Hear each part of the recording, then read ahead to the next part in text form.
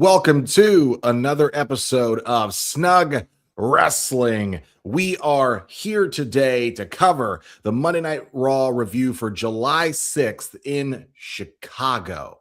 Now, as far as that is concerned, I am joined by the Snug Wrestling crew, myself, Mr. Blood, the co-host of this show, with the amazing founder and the leader of the Snug Wrestling channel, Edgar, and our amazing constituents and partners here in this podcast, Toxic and Tommy.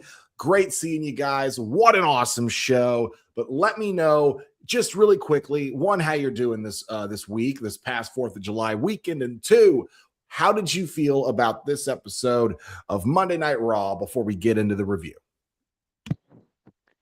My 4th of July was good. I went to the lake with my family, had fun. What?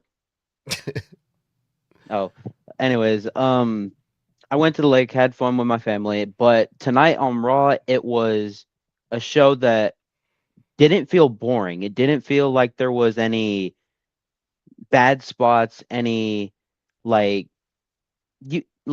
spots that I didn't find interesting or just I couldn't pay attention to. So I really enjoyed the show tonight. So I'm excited to get into it. My 4th of July was extremely fun.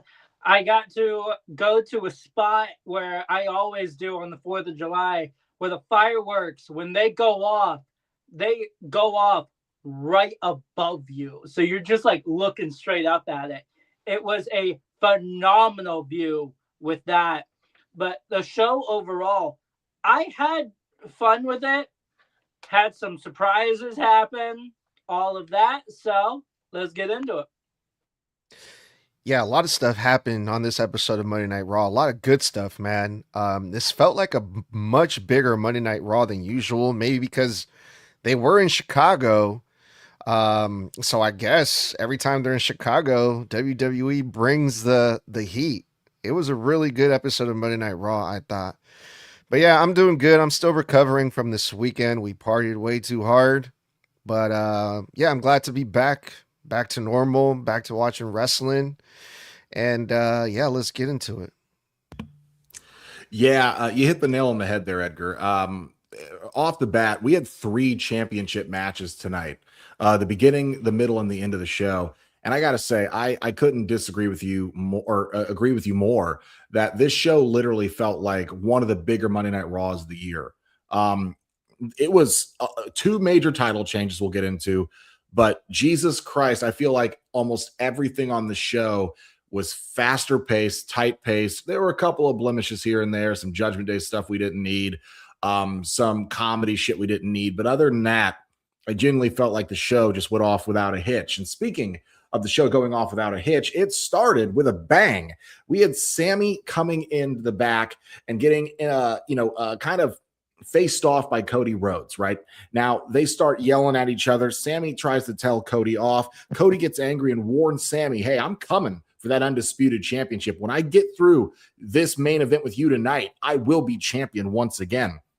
But before we can really have Sami walk off screen for more than 0.2 seconds, Cody Rhodes gets his ass jumped by Gunther, a pissed off Gunther, who power bombs him through a table backstage, and then proceeds to turn and face Sami, cuss his ass out, tell him you aren't worth a damn. You don't deserve that championship. You're a fluke title holder, and you never should have won it. Of course, I find this funny coming from the guy that lost that 666-day Intercontinental Championship reign to Sami Zayn at WrestleMania, mind you.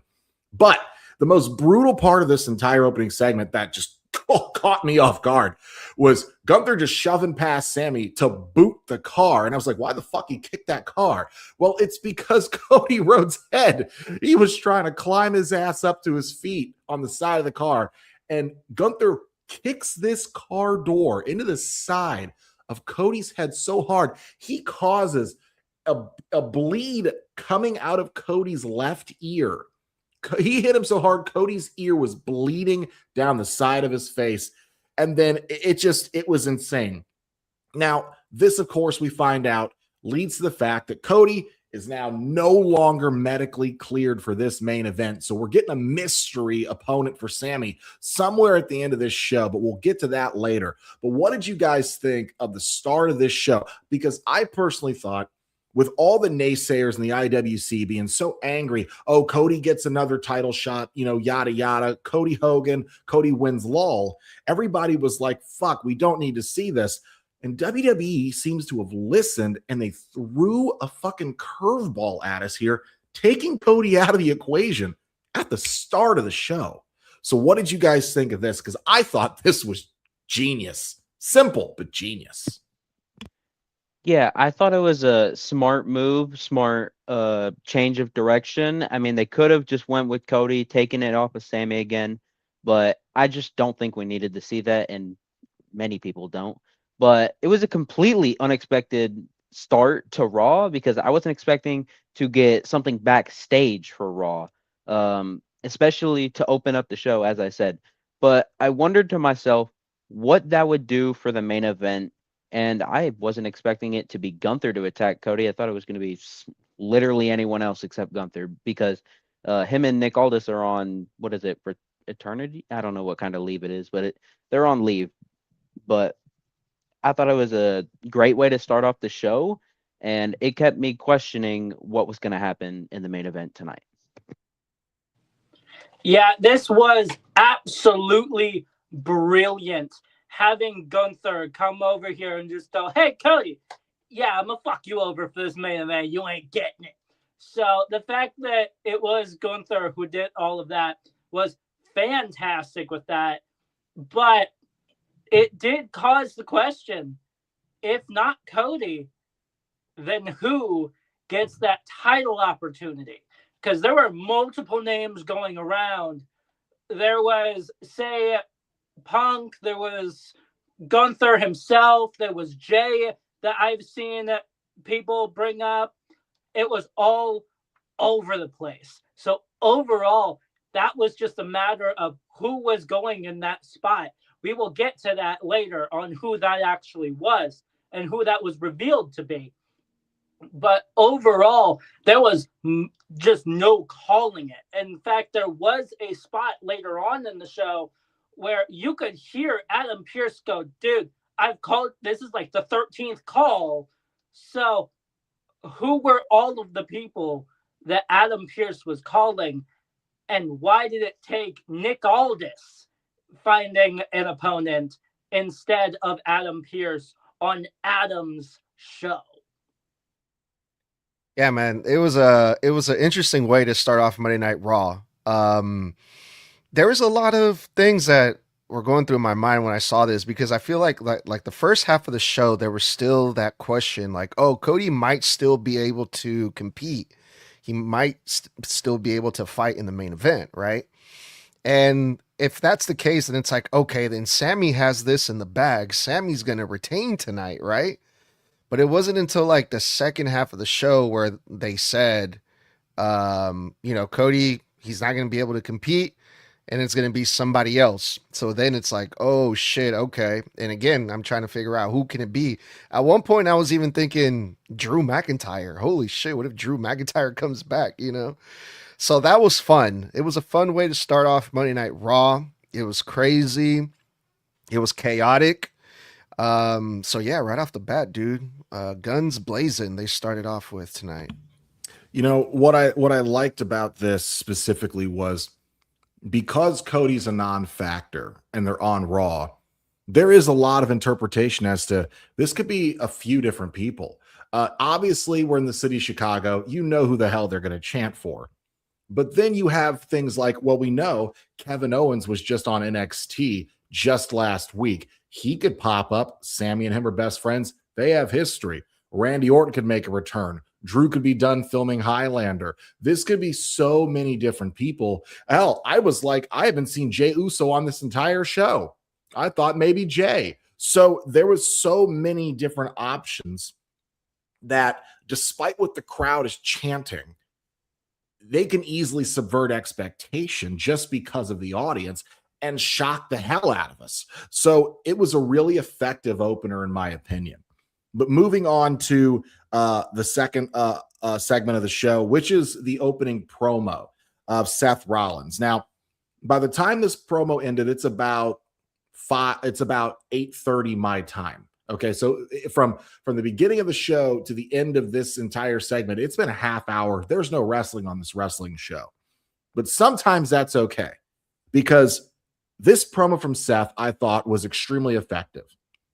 He comes out, he shuts down the chants, because obviously they're in Chicago. They're chanting CM Punk. They know that when Seth is out, you chant CM Punk. You just do it when Seth's cutting a promo, especially in Chicago. But Seth shuts those chants down and says, look, Punk isn't his business right now. Roman Reigns is. He says that Roman was always the chosen one from day one. No matter what he did, Roman was always the guy. If he couldn't cut a promo, if he couldn't wrestle his way out of a wet paper bag, they didn't care. It was always going to be Roman. The thing that I loved about this promo is when Seth said why he originally broke up the Shield, the real reason, which I feel we haven't gotten after all these years, is he said he watched the dreams that he had, and he points to these kids in the audience, these 5 and 9-year-olds and 6-year-olds, and he goes, I was once you guys, and all these dreams I had to do everything that Roman's done. To watch someone get handed my dreams who didn't deserve it broke something in me. And that's why I betrayed Roman. And ever since then, I felt like I was always having to keep up with Roman. Everything I did from then was to keep pace with Roman. Now, of course, LA Knight, out of nowhere, kind of surprisingly, even though I say of course, interrupts Seth Rollins and comes out.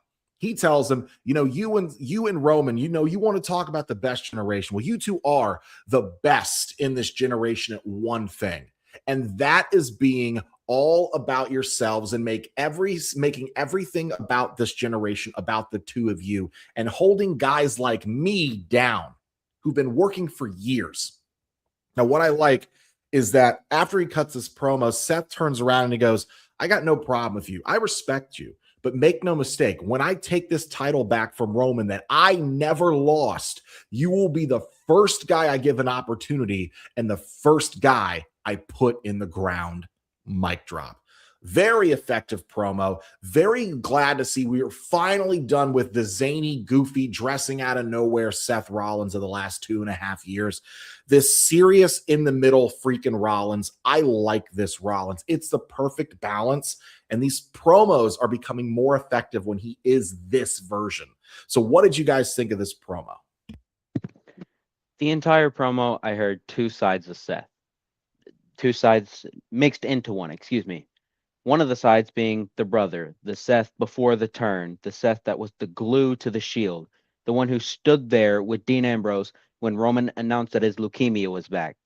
And the other was the pure hatred he has for literally anyone. I mean, he has this hatred for Punk and Roman with a passion. And it felt like both of them mixed into this promo. Seth cares about Roman, but as long as Roman Reigns stands, Seth will stand until he buries Roman. Not like how Punk said he was going to do. No, not that one. Not that way. But, I mean, I didn't expect LA to come out, but I see where LA Knight is coming. Seth basically sweet-talked himself into getting a title shot. But when it comes to LA, he has to scratch and claw his way just for a taste of gold, just for a moment of shine, and then it's gone. So something I would like to see come out of LA coming out during Seth's promo is him being put into the match at SummerSlam. But what would that do for the story? What would it affect it in a good way or a bad way? Because the story is great how it is right now, but would it adding LA ruin the story? Overall, Seth was Seth. Everything that he said was full on true.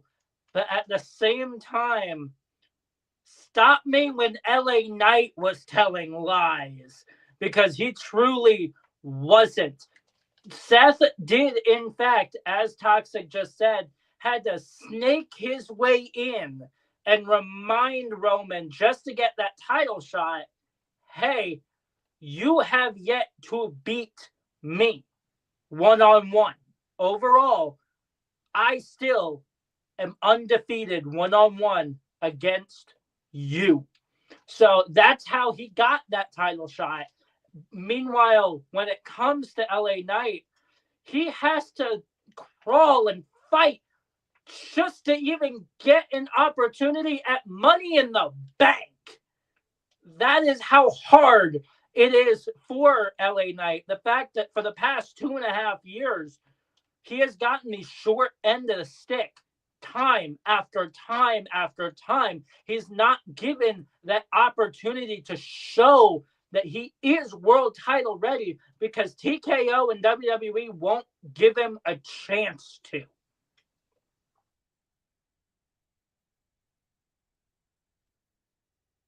You're muted. Thanks. Sorry about that. Yeah, so this promo with Seth Rollins, it was kind of weird. I mean, it was a good promo, right?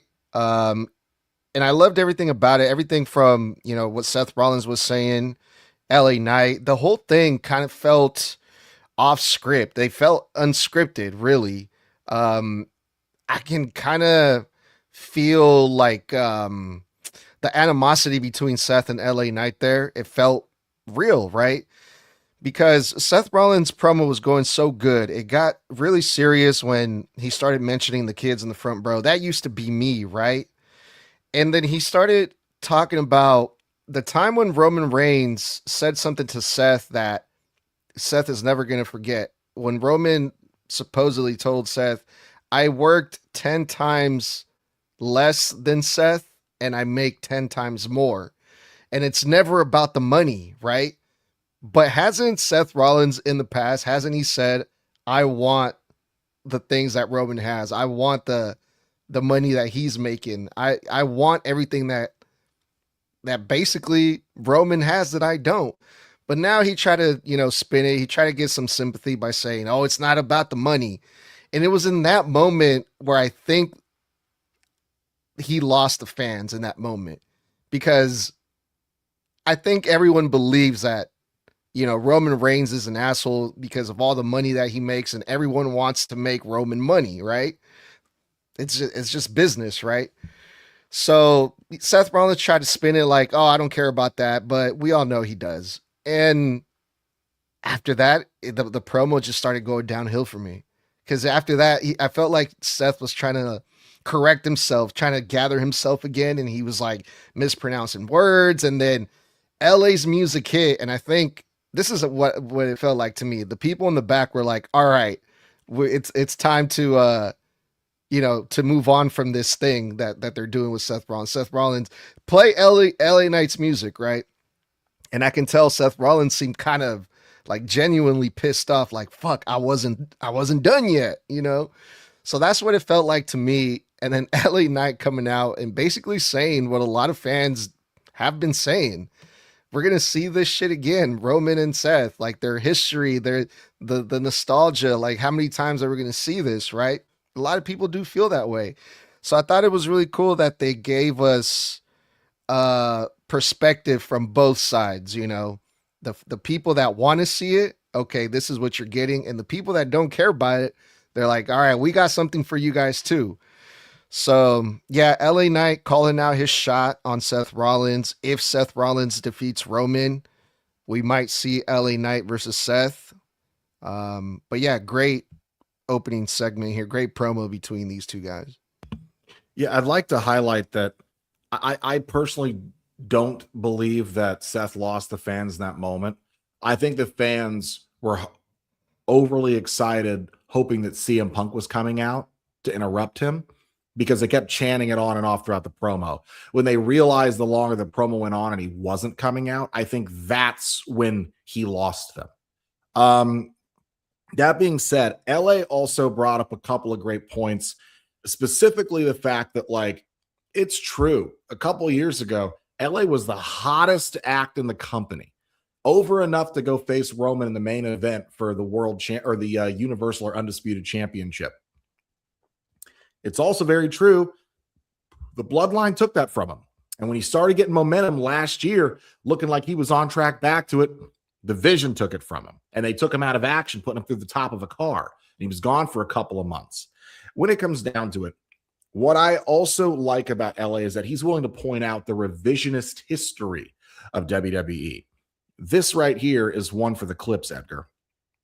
WWE's revisionist history is very true because, as LA tried to point out, they like to tell us certain things that aren't true. And Roman and Seth try to peddle things to us that aren't true. Like Seth peddling to us that Roman has never been able to beat Seth Rollins one-on-one. But at other points, they try to tell us, well, no, Roman has never been able to beat Seth one-on-one when it counts. Seth has lost to Roman on 2 separate occasions one-on-one. September 15th, 2014 Monday Night Raw, and May 29th, 2017 Monday Night Raw.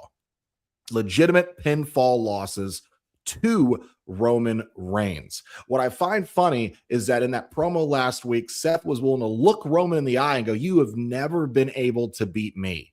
But Roman sat there and acted as if he hasn't done it when he has. But in the past, we've heard Seth cut a promo and say, you've never been able to beat me when it counts. Those are 2 different ways of phrasing that. One is absolute, and the other has a stipulation or a contingency on it. When it counts is not the same thing as definitively losing to me every time. So I do want to make that distinction for the fans who don't understand that, because canonically, Roman has beaten Seth. Seth has beaten him 3 times. Roman's beaten him twice. But I thought this was still effective. Let's move on, though, to the first match of the night, over a half an hour into this wrestling show, mind you. The Street Profits versus the Vision for the WWE Tag Team Championships. This is a rematch because they bitched to Adam Pearce and got a rematch. Now, last week, I know that Edgar believed that he thought this was when we might be seeing the return of Bronson Reed, or we might see some turn in the story. And that was a very plausible expectation. We have seen Bronson Reed on Instagram and everything else. But then what solidified for me that Bronson was not returned tonight was Logan Paul's podcast, where he had Austin Theory on last week. And when they were talking about Bronson Reed, Paul said, and what? He's like, what, halfway through his 6-month recovery? Halfway through. So when he said that, I went, he ain't coming back. But that doesn't mean we didn't get a surprise, because this match was interesting. At the beginning of this match, before it started, before the Vision went out, Heyman walks up to the Vision and he looks them in the eyes and goes, you better win or don't come back to me. Which kind of flips the role reversal, where he was at their behest, kind of at like their mercy under the rule of Braun Breaker. But now it looks like the tables have turned and like Heyman is the one in charge of the Vision fully, which is a complete dynamic and character shift from just back in January, if you ask me. Basically, this match goes on. They're having a great match. Logan causes the distraction with the brass knuckles, but the ref sees it. When he goes around to the other side, when he's being ejected, he slides in a second pair of brass knuckles, causing another distraction, gets on the apron. And for some reason, this is what pisses me off in the match. The ref spends like 4 minutes just arguing with Logan on the apron. I'm like, you've got a whole match to call behind you. Why are you still up here on the ropes with this guy? 4 minutes. You've got a match going on behind you. This is where it turns, though, because that second pair of knuckles, Angelo Dawkins gets his hands on. And when the ref's back is turned, Maxine Dupree makes her full heel turn, sliding into the ring and low blows Angelo Dawkins from behind, allowing the Vision to beat the Street Profits and recapture the tag team championships only about 2 weeks after they just won them. This to me would have pissed me off because there were 2 title changes tonight. One in the main event we'll get to, and this one here. And both of these title changes have one thing in common. They were both transitional title changes.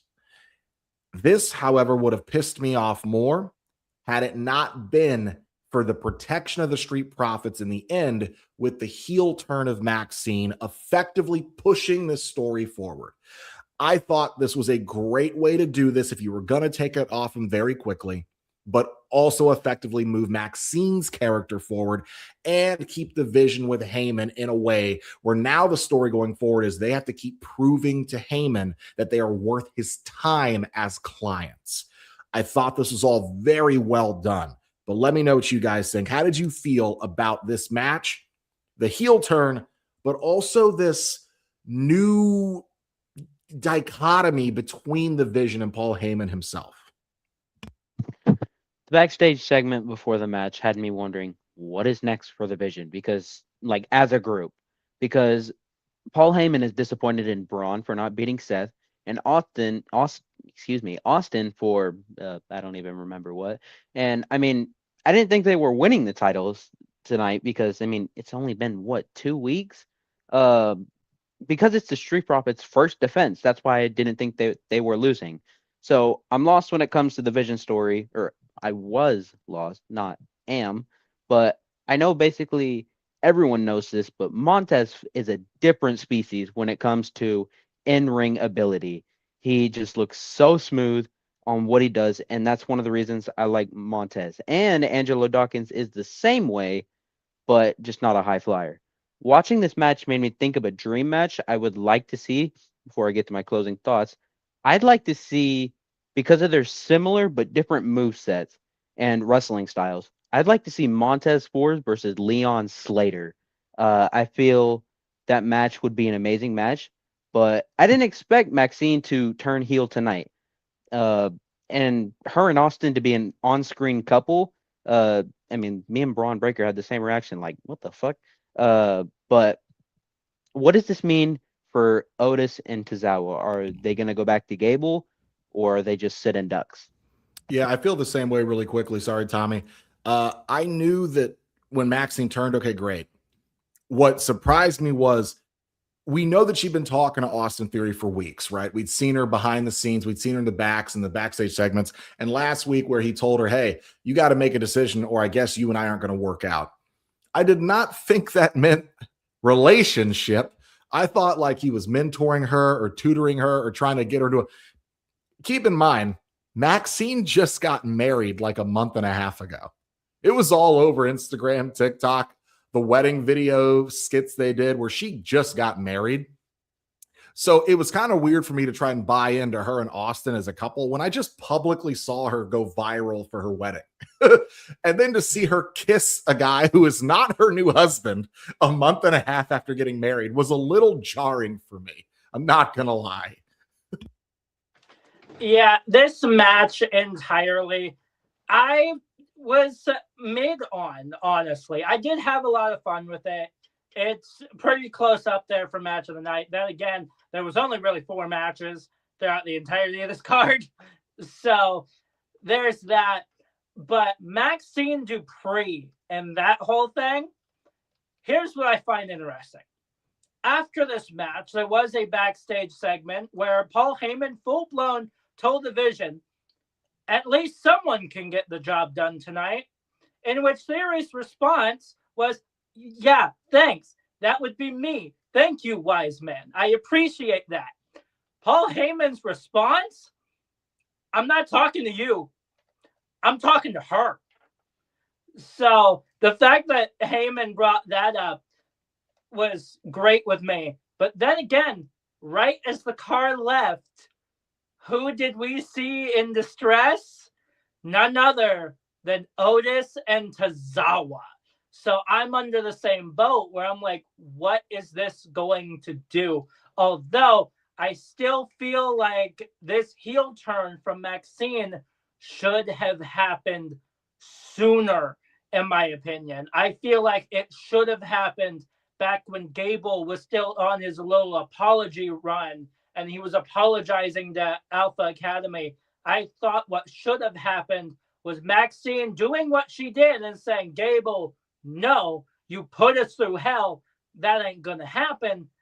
But what I wanted to happen, in which Blood you brought up in the past, I wanted the Vision to attack Alpha Academy and have that there and that be her heel turn. I feel like that would have fit better. keep in mind that could still happen. There's a reason they showed us when they drove away Tozawa and Otis standing there. There's going to come a week here pretty soon where they're going to confront Maxine and they're going to go, what are you doing? That's not who you are. You got mad at Gable for doing the same stuff. Are you just ditching us like he ditched us? And she's going to try to argue her point. They're going to try to convince her, and the Vision is going to jump them. And she's going to stand by and watch.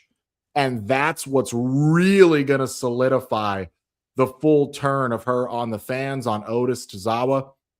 There's still a chance Chad gets involved to try to help them, or maybe they keep Chad away from her. But you've got to imagine, though I would have liked originally Maxine to turn heel when Gable was apologizing, I do and can argue this is much more effective because it was a full turn by surprise that really was utilized in a way to make sure that we protected the Street Profits in defeat, and still does leave the door open for Chad to help Otis and Akira out of this without fully dragging Chad back into the alpha. But like, hey, one time only, I will help you take these guys on. And we could get something really good at SummerSlam out of this that the fans are really invested in, because if you heard how they reacted when Maxine came out, they went crazy when she slid in that ring and low blowed Angelo Dawkins. They couldn't believe it. So this has a lot of legs, in my opinion. I apologize. Edgar, what did you think, my brother? Muted. My bad. Yeah. No, I think the decision to pull the trigger on Maxine Dupree tonight, I thought it was great. She made a statement. It was a big moment, and the fans liked it, just like you said, Blood. But, going back to the whole Paul Heyman thing, I noticed that, I guess, that new dynamic in the Vision with Paul Heyman is making the Vision prove themselves to him again. At first, I was like, oh, maybe he feels like, because Brock Lesnar's back in the mix of things, Paul Heyman is like, his attention is more on Brock Lesnar, Hell in a Cell, and Oba Femi, that he doesn't really have time to worry about the Vision and Austin Theory, right? Because it's Brock Lesnar, right? That's his main client. But also at the same time, the Vision has been losing a lot. Braun Breaker lost to Seth Rollins. They lost the tag team titles. So Paul Heyman is pissed at all of them.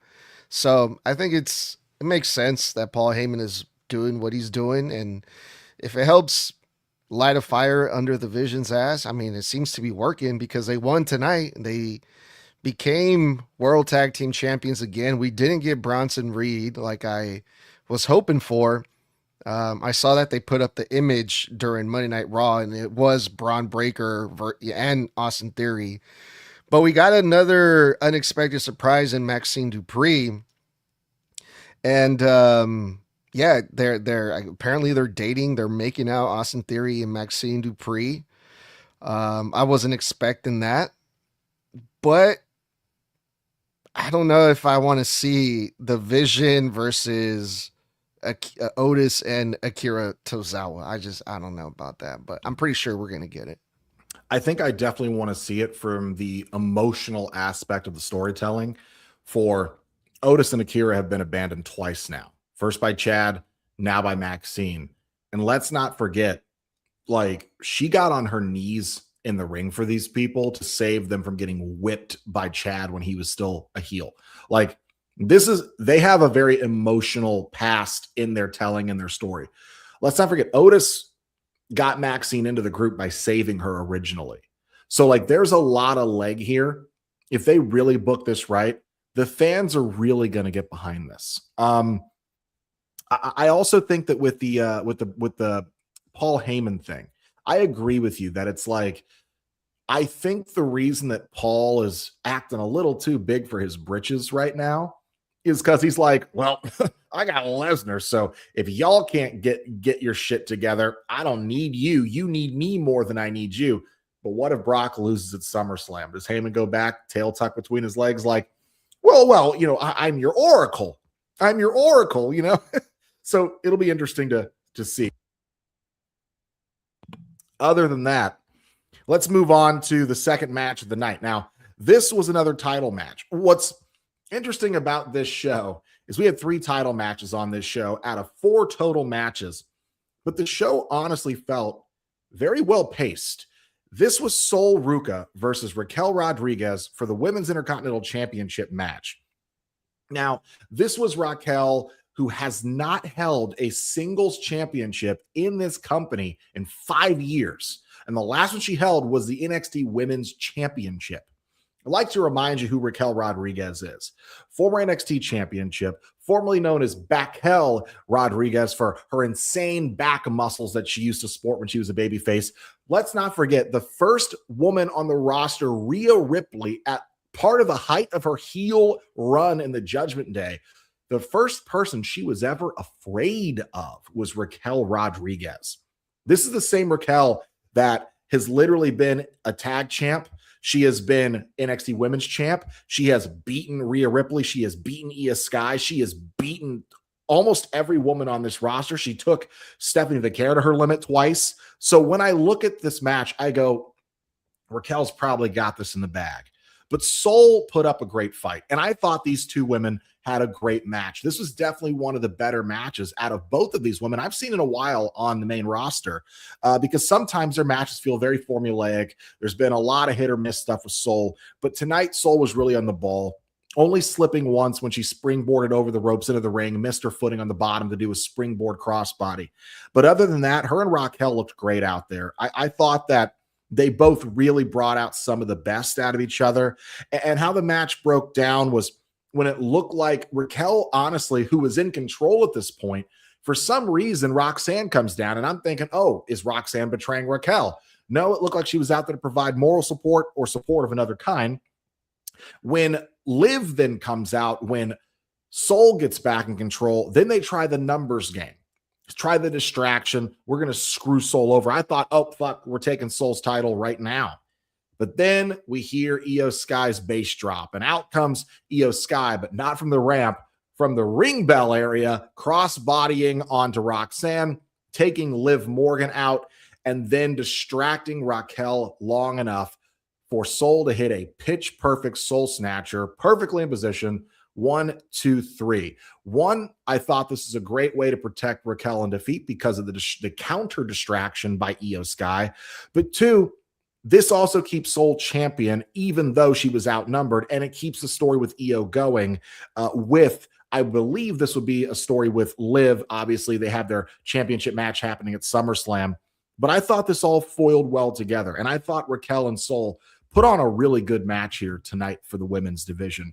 But guys, what did you think about this in your opinions? I have nothing but good thoughts towards this match. I was interested, which was a theme for all the matches tonight. They weren't boring. They weren't easy to lose focus. I like this one a lot because it's a classic high flyer versus powerhouse. I feel like a lot of those matches are great for me. I like those matches a lot. And it's something about all the smart and unique moves that the high flyer pulls off, and sometimes even the powerhouse. But that came out of bleh. I like to see that in a wrestling match, is for the wrestlers to get creative while mixing their normal styles and moves. So halfway through the show, I had made up my mind that this was a contender for match of the night. For me, I was really rooting for Raquel, but maybe Io helping Sol retain gave her an ally so she's not alone and constantly getting beaten down every week by the Judgment Day. So I really enjoyed this, and yeah. I had my mind set up from the beginning, and that is, it kind of feels like it's a little bit too early for Sol Ruca to lose that Intercontinental title. So my mind was made up from the very beginning as soon as this match was announced that Sol Ruca was going to retain the Intercontinental title. So overall, that's just how I felt with it. But of course, Judgment Day's got a Judgment Day and numbers game the entire time. In fact, before this match, there was a segment in the clubhouse where Liv full-blown said, we are going to do everything in our power to make sure you leave as the new Women's Intercontinental Champion. that was referring to Raquel. So with her saying that, it truly did tell me maybe there's going to be one hell of a fight from Raquel, but I never thought that Sol Ruca was losing that Intercontinental title. Yeah, neither did I. I mean, it's Raquel. I feel like Raquel is probably second in line there with Chelsea Green when it comes to being like the top jobber in the women's division in WWE. And I couldn't help but shake the feeling like they just used this Intercontinental Championship match to hype up the World Heavyweight Champion, the Women's World Championship match at SummerSlam between Io Sky and Liv Morgan. So I kind of felt like, well, that's kind of shitty. Like they pretty much they're giving all the attention, all the spotlight on the world title instead of the Intercontinental title. In tonight kind of felt like not the most important thing, and it was the championship that was actually being defended. This whole thing to me just felt like we're just gonna do this so we can try to put a little bit more heat on that match and on that feud between Io Sky and Liv Morgan, because it's a rematch. We've already seen it at Night of Champions, and we're gonna see it again. And I mean, yeah, they got to win. Sol Ruca got another title defense on this title reign that she's on right now. That was good. They hype up the world title match. So yeah, they kind of, killed two birds with one stone here, but it just didn't really do anything for me. It doesn't make me want to see Liv versus Io Sky anymore after seeing all of this, That's just how I felt. I definitely agree with the sentiment that it definitely felt like this match was used to prop up the Women's World Championship. Again, it is twofold. It does give us an excellent showcase of Sol and Raquel, while also still the added benefit of pushing the story with Io and Liv forward. But I do agree with you, because we haven't seen Sol on TV in 2 weeks. It was like 2 weeks since the last time we saw her, and then she was finally here. And it's just a title defense. Like, there's no story. She's not cutting promos. She's not feuding with anybody. Like, if we've noticed, what feud is she in? So I completely agree with you there. I cannot sit here and praise them putting this on without mentioning that if you're going to have a champion and you're going to have that champion defend, unless you're telling us that this is an open challenge like the United States title over on SmackDown for the men, give her a story. She's a champion. Give her a feud. Give her a story to sink her teeth into her. Let her build her promo ability. Let her sink her teeth into something creative. Let's tell a story with this championship. How come the moment the title is off AJ or Becky, there's no story for this championship, but there was for the last year and a half? So I do agree with you there, and I do think that it's a very fair sentiment. But again, that is not to take away from these two women putting on an excellent showcase for us tonight, despite it being used as a ladder or a stepping stone match to the actual match at the end of this month or the beginning of next month. I still do think this was a really well done showcase. But let's move on to the next segment of the night. This is Paul Heyman coming out and basically saying, Oba inspired Brock Lesnar and that Oba won't leave the cell at all. Okay. Oba comes out and interrupts Paul Heyman, and Paul tells Oba that he proved Brock is beatable at WrestleMania. But then in Italy, Brock proved that Oba is also beatable. Now, Oba says Paul is only doing damage control and that Brock is scared. Brock must watch the show. Why else would Brock call Oba out last week for all the things that Oba has said over the last few weeks, unless he's watched the show? Now, Oba then says a line that I thought was a really, really great kind of like mic drop. He goes, "You have to walk through hell to get to heaven, and tell Brock Lesnar that I'll see him in hell." I thought that was really great. This is effective for me because obviously Paul Heyman's going to come out, do what Paul Heyman does. He cuts a great promo. Oba also continually proving, even for a guy who's only been doing this for about 3-4 years, cuts an amazing promo. My problem with this promo is the amount of backtracking on Paul Heyman's part and some on Oba. when Oba says that, oh, well, Brock obviously watches the show. How else would he know what I'm saying? Well, in Brock's promo last week, he literally says, I don't watch the show, but I have this guy right here to tell me everything that goes on. Brock said to his face last week, I don't watch a show. Paul tells me everything that goes on. That's number one that backtracked from just the promo a week ago. Then in the same promo with Paul Heyman, Heyman's saying, oh, you prove that Brock is beatable and he proved that you're beatable. But then before he says that, and even after, there are multiple times in his shtick where he talks about you can't beat Brock Lesnar. And, oh, well, Brock's going to beat you, even though you already said Brock's unbeatable. But then after that, you said Oba proved that he is beatable at WrestleMania. So for me, I felt like Heyman was all over the place, countering his own points 2 sentences after he made them. I don't know if anybody else noticed that, but happened about 3 or 4 times. But that being said, I still thought it was effective, mainly because I feel like Oba saved the segment, because Paul is a fantastic promo. We all know that. But the backtracking for me felt like he was spinning his wheels, and Oba kept pushing the promo forward. And that killer line about I'll see you in hell, walk through heaven to get to hell, or walk through hell to get to heaven, I thought that was just a chef's kiss. Great on this guy. But what did you guys think of this promo segment? I had no words the entire time I was watching it. I was just enjoying the segment because it was a very enjoyable segment for me. And I think Oba proved that he can go on the mic, even though some of us know.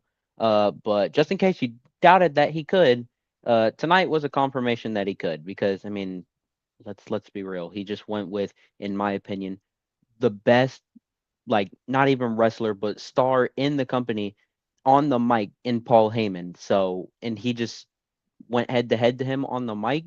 So, I don't know. But I wholeheartedly thought that Paul was going to take a fall from grace, but I don't know if he would have came back from that. So, love you, Paul, but don't have Oba do that to you, please. Just don't. Your answer is he would not have survived that talk, because man couldn't even come back for close to 3 weeks just from a spear through a barricade. I'm just going to put that out there. So if he can't even survive that, he was not going to survive a fall from grace. There was just no way. But what I do love is the fact that Paul Heyman did remind us what Brock Lesnar is capable of. The fact that he did break Undertaker's streak. The fact that he did go in Hell in a Cell twice with The Undertaker and beat him both times. I love the fact that he did that. But the biggest thing I will gladly commend Oba Femi on is the fact that, again, he just went head to head with the second best promo in the damn company. I would say only behind the never seen 17 himself, John Cena. That's the biggest thing, is the fact that I wouldn't even attempt to do that. Hell no. He is terrifying to go up against. The fact that he's that close with John Cena promo-wise, it's very close between the two for me. But he was able to hold his own on the mic against Paul Heyman. CM Punk works for the company, by the way, second behind John Cena. CM Punk is alive and signed to WWE. Just throwing that out there. Yeah, Paul Heyman is a great promo. He's a great promoter, and he did what he usually does, right? Oba Femi is good on the mic too. But I've seen this multiple times already, and this thing just felt like it dragged after a while. Like, I'm just like, just get to the point. Like, I've seen more promo battles between Oba Femi and Paul Heyman than Oba Femi and Brock Lesnar. Like, at this point, like, I want to see a match between Oba Femi and Paul Heyman, because they're the ones that are doing most of the talking to each other. They're cutting promos on each other. And I know Brock Lesnar's coming next week, right? But it's just like, bro, I've seen this so many times already. Like, I I like both of them, but I'm like, I don't need to see that every week until. Do you think Oba jobs out to Paul Heyman? I mean, I want to see Paul Heyman do a few false finishes there, you know. 5-star classic Tokyo Dome, Paul Heyman. Yeah, bro. I mean, yeah, that's just what I felt. It took forever. I think we could have gotten the point across a lot sooner, saved us a little bit more time there. But yeah, we'll see what happens next week. Brock Lesnar is actually going to show up this time, so yeah, we'll see what happens. Again, and I find myself in agreement with you through a lot of the show tonight because we felt a lot of the same ways. And as I continue, because I want you to definitely pin this for one of the clips, I'm going to make a point here because I want to see what people think. This is the clip that's going to piss people off. I think this promo battle between Oba Femi and Paul Heyman proved in this moment, just this promo, Paul Heyman was the weak link in this promo exchange. I never thought I would say that. I never thought I'd see the day where Paul Heyman was the weak link.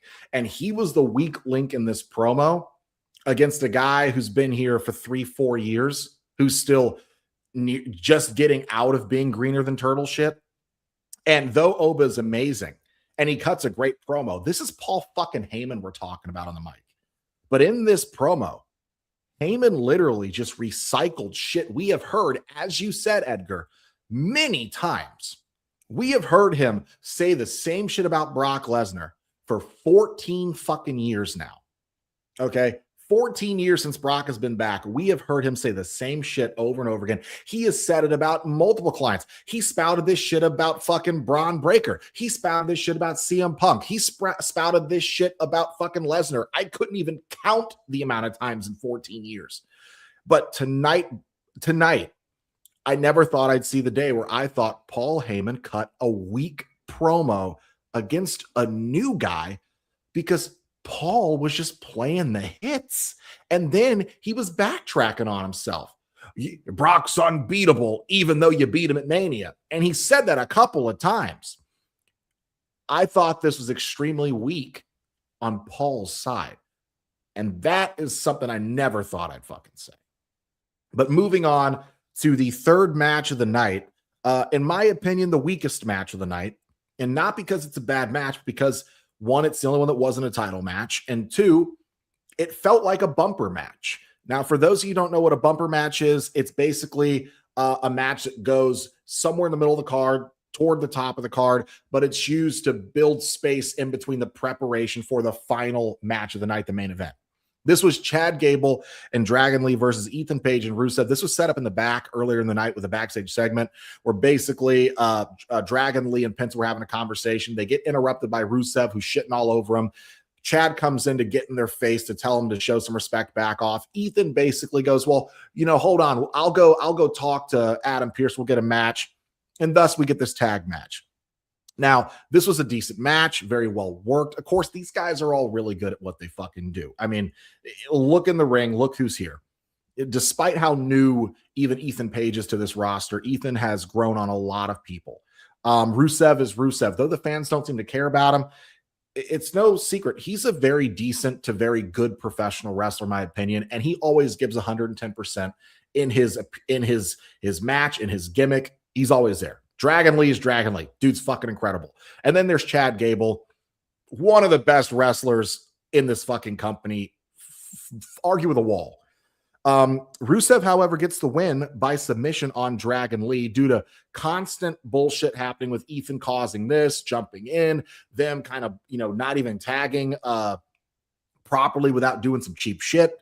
But the problem is that Rusev wouldn't let go of the actual hold after the match. In fact, he held it on Dragon Lee for a while. Chad tries to come in, cause the save. Ethan gets involved. They're getting their asses beaten down. And then out of nowhere, here comes Joe Hendry to try and come out and make the save. However, that winds up not working in his favor.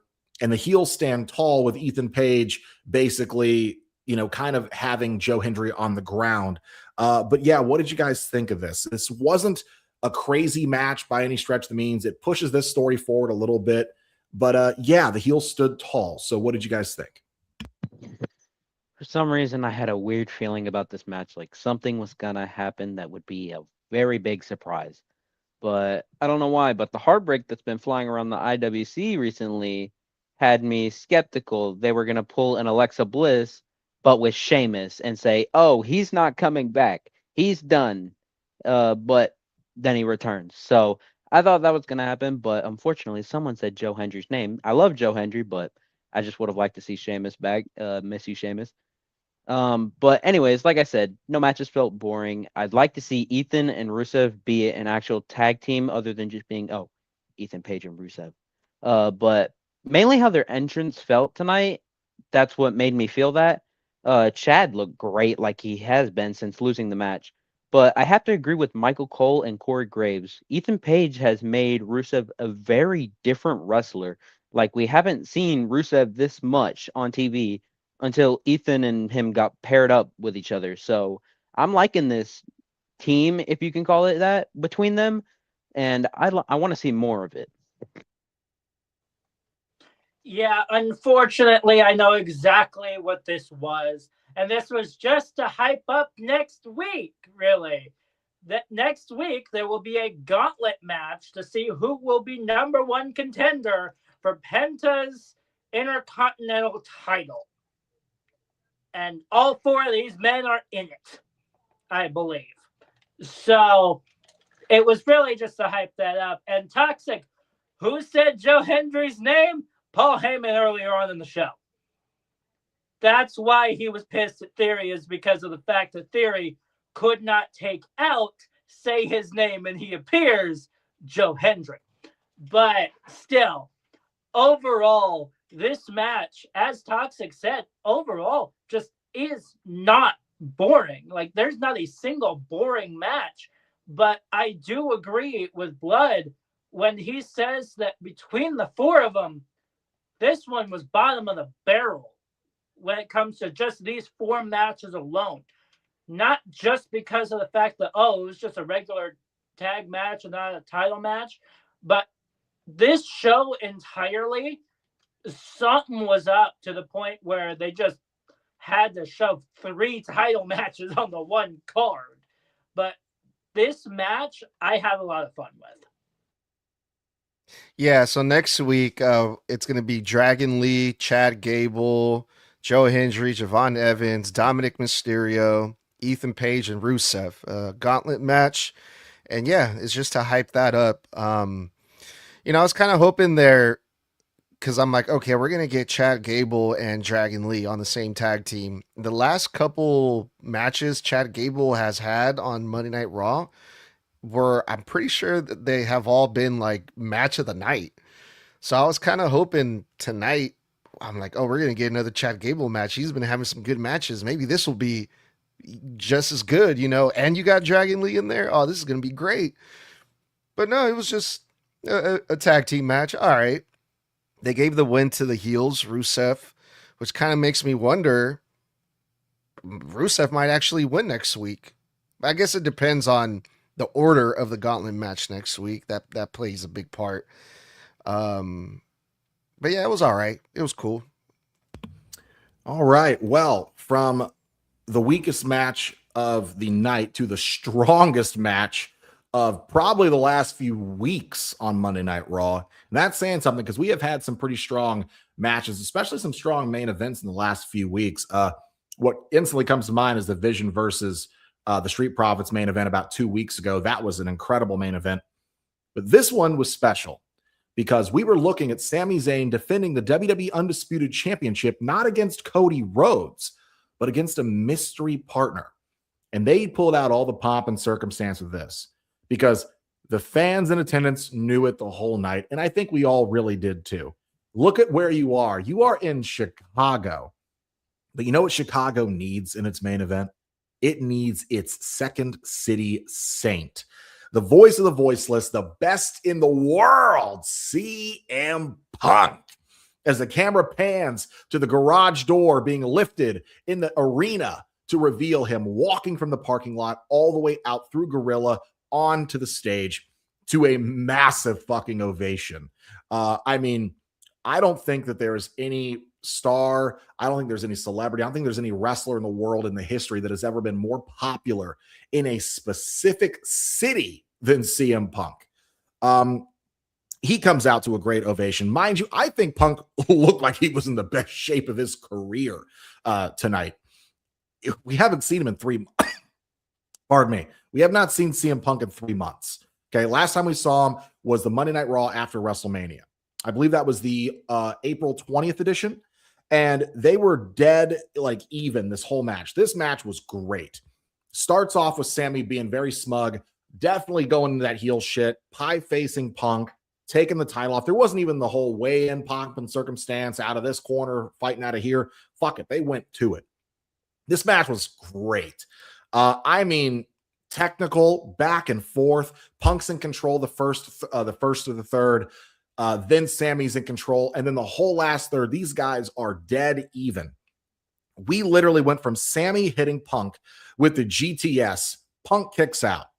Punk hits Sami with the exploder suplex and then literally kicks out. Sami hits another GTS, then a blue thunder bomb. Punk kicks out.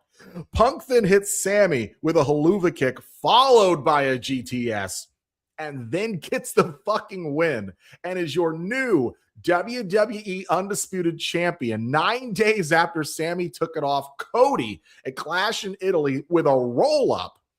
And we now have Punk returning on his first night back in 3 months as a new world champion and officially confirming the rumors that he was, one, returning by or on the July 6th episode of Monday Night Raw, which we covered almost a month ago, and two, that he'd be returning as a SmackDown superstar. Those rumors were true. Those reports were right. And here we are. What I think is crazy about this is I feel bad for Sami because Punk is my guy. He's my GOAT. You know this. Punk is my all-time favorite of all time. But Sami only had a 9-day reign, and though we saw the Street Profits feel like transitional champions 2 weeks after, everybody felt like the only reason they put the title on Sami in Saudi was to appease the Saudi market and the Saudi kingdom, who would have wanted Sami to win that either at that pay-per-view or this upcoming year at WrestleMania 43, also in Saudi. So WWE just said, here, damn, gave it to Saudi, and then as soon as they got the first chance they could, they took it off of him. Sami can forever say, hey, I have been a world champion. 9 months or 9 days, it doesn't matter. This is the shortest reign in almost 5 years for a world champion. 9 days. But now we have Punk on SmackDown as the new world or undisputed champion. And something tells me this is going to SummerSlam either as a one-on-one with Cody, a triple threat with Sami and Cody, or a fatal four-way with Gunther, Cody, Sami, and CM Punk. But what did you guys think of this main event here? Because to me, for a surprise last-minute match, holy fuck did they deliver. I think we all knew who was going to be based off, one, where they were, and two, who was rumored to be on this episode of Raw. But for some reason, I don't know why, I was still curious on who it could have been. But it was Punk. And honestly, I wanted this to go either way. I mean, Sami just won the title after waiting, 25 years, something like that. So do you really want to take it off of him this early? But I mean, with the reception that Punk got and the way he doesn't look like he has any ring rust whatsoever, even though he's been gone since April, which is, I'm not even going to count. But I personally enjoyed this match. They both look desperate, which put off some high energy into this match, which blew the fucking roof off for me. I'm happy Punk won, but was it worth it to put the title on Sami if you were just going to let him have it for 9 days? I mean, 10 tries just for 9 days. Welcome to my neck of the woods, boys. Chicago itself is not just a CM Punk town. Illinois is a CM Punk state. I can tell you that right now. That is just how we are. We are the CM Punk state. That is just what we are, plain and simple. But What I will say is this was 100% match of the fucking night. By far, this sucker was match of the night. There was no possible way. And the fans in attendance knew he was going to be there. They chanted it when it comes to Rollins, and Rollins full-blown said, and this is kind of what got the fans a little bit off of him a little bit, is the fact that he said that Punk wasn't in the building. That was the biggest thing with that. So everybody knew you cannot have Chicago hold a WWE event without CM Punk being there. It's just not going to happen. But what I love is the fact that he didn't just show up in any old gear.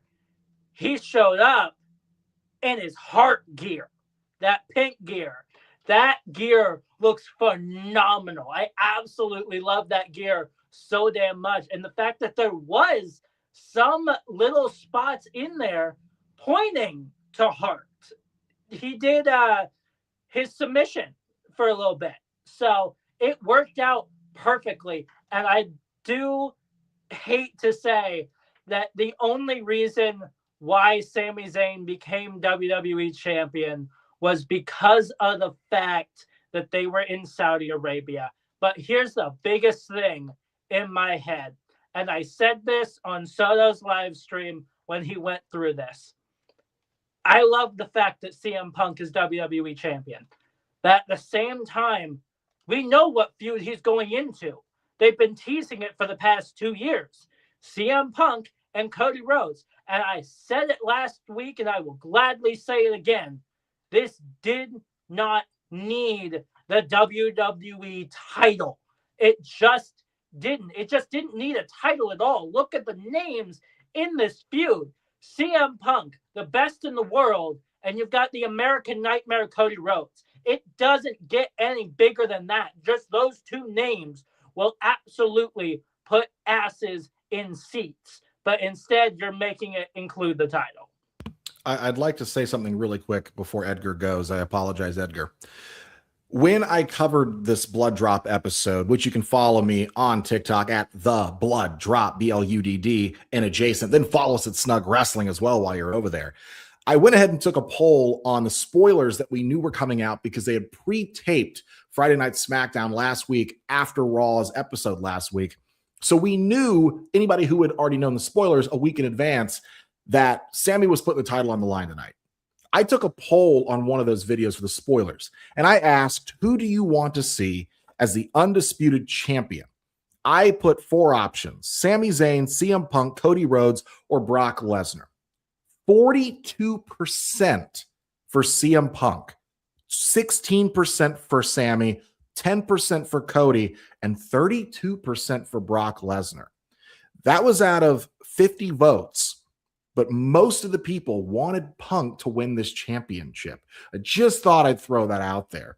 And the fans, well, they got what they want. Yeah, it makes sense for CM Punk to be champion. I mean, he is the top guy. He is the bigger name. He is the bigger draw if we want to compare CM Punk and Sami Zayn. So, I mean, realistically, it makes sense. But I'm kind of split. I'm so happy CM Punk is back. We haven't seen him in a long time, but also it kind of feels like we haven't seen him in a long time, and he just gets a title shot, you know, just like that. All right. He wins it, right? And it was a great match, great fucking match, great moment. CM Punk won the Undisputed Championship again after, I don't know, when the last time he won it was like a long time ago. And it's in his hometown. Everyone is really happy. But then again, it just feels like, you know, Sami, he got his moment at Night of Champions, and he was only champion for 9 days. And it does feel kind of shitty to say, oh, they just did that because they were in Saudi Arabia. I don't know how I feel about that, you know. I was genuinely happy to see Sami Zayn win. A part of me wanted to see Sami win tonight in Chicago, even if he had to cheat. There was a part of me that wanted to see Sami Zayn kind of prove to everyone, like, hey, I'm not just a transitional champion. But guess what? He was just a transitional champion. And that part, that feels kind of shitty. I think because it was CM Punk, the one that beat Sami Zayn, I'm not as upset about it. And I think most people probably feel that way too. Because if it was anyone else, I think the people would have been pissed off, you know. But I gotta overall, I also, thought it was great. I got to also throw in here too, like when it comes down to it, it's not just the fact that like, oh, they put it on Sammy because they were in Saudi. They absolutely did. And I think this kind of proves that it was to pop the Saudi kingdom. It was to pop their market. It was to kiss their ass and also be like, here, damn, we crowned him while we're over in the kingdom. So we don't have to do it at WrestleMania 43. So we don't have to focus on him during WrestleMania 43, as they probably would have been pressured to do had they not done it 9 days ago.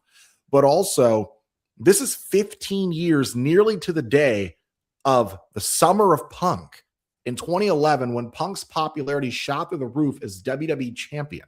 That was really in his prime, where his popularity fucking skyrocketed. And we know that WWE loves a record and they love nostalgia and they really love calling back to shit, especially Triple H. Well, 15 years ago, damn near to the day, Punk won that WWE Championship and it was crowned the Summer of Punk. And Michael Cole mentioned that on commentary here as well. So I think it was also so that they could have a talking point or an audio bite out of it as well going forward. Yeah, headline. And yeah. Michael Cole also said one thing that stood out to me. He said this has been the shortest title reign in like the last 5 years. 5 years. Was he talking about Drew McIntyre? It was either for that title, it could have been Big E, could have been Kofi. I'm not sure which. Okay. But in the last 5 years, it's whoever. It couldn't have been Roman, because Roman was a champion 5 years ago. So because he returned in 2020 as the tribal chief, and he was already champion by that following year. And he was champion for 4 years. So it had to be whoever was the other champion. It might have been Drew. It might have been someone else that we're blanking on for no reason that might not even work here anymore. Possibly Braun Strowman or whoever. But fair. I still think that I don't think people are going to be overly mad about this, because I also had a lot of contention online, especially on Instagram, where people were like, Sammy didn't need it. Sammy's nothing more than a mid-carder. Sammy's this, Sammy's that. And I was like, man, the ultimate disrespect for a guy that everybody and their grandmother was crying into their sheets at night, hoping to God that he would get to beat Roman and defeat Roman for the title when he was still in the bloodline and broke off. Like, these are the same people who loved Sammy during the bloodline story just a couple years ago, now acting like he never deserved the spot. So to those contrarians, piss off. It's just fucking piss off. 25-year career. I think he earned the big one at least fucking once. You know, Daniel Bryan once said to John Cena, you've held that title like 14 times. I just want to hold it once. And I feel like that was true here for Sammy. And Sammy's face after the match, when he's leaned up against the apron, he looked really heartbroken, man. But I hope that he knows that, 25 years, it was all worth it. The history books will forever show you were a WWE world champion, and you did fucking earn it, and you did fucking deserve it, Sammy. I don't care what anybody says. They'll never be able to take that away from you. That being said, that's going to wrap it up for this episode of Snug Wrestling. That was the July 6th edition of Monday Night Raw, reviewed and in the books. So thank you guys so much for tuning in with us. We appreciate every single one of you for supporting the show as always. You can catch us live every Monday night after Raw, every Wednesday at 9 p.m. Eastern, 8 o'clock Central, and 6 p.m. Pacific for our NXT post-show reviews. And then every Thursday at those same times on TikTok Live, where we discuss random or relevant wrestling topics and answer your fan questions live as well. And every Sunday at those same times, where we cover the SmackDown review. We do go live now on Facebook, YouTube, X, Instagram, and Kick for every live episode of Snug Wrestling. Now, mark your calendars because next week, not this Wednesday, but the following Wednesday, we are doing predictions for WWE's Saturday night's main event. That'll be at those same times listed earlier, 9 p.m. Eastern, 8 o'clock Central, 6 p.m. Pacific. And we will be live for that on Facebook, YouTube, X, Instagram, and Kick. Follow Snug Wrestling everywhere on all social media, Apple and Spotify, or wherever you get your podcasts, and grab your merch at teepublic.com/snug wrestling. That is teepublic.com/snug wrestling. So until next time, hey, stay safe, stay savage, motherfucker, stay snug. And boys, I said that was one time for the one time. I said that was Four letters. One word. Ugh. Yeet.